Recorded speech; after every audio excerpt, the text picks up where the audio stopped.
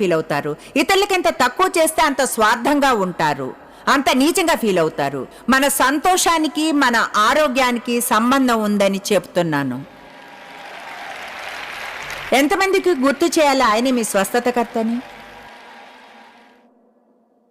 ఎంతమంది ఒప్పుకుంటారు కొన్నిసార్లు మనకు అలవాటు అవుతుందని అలాంటి వాటితో ఉండటం?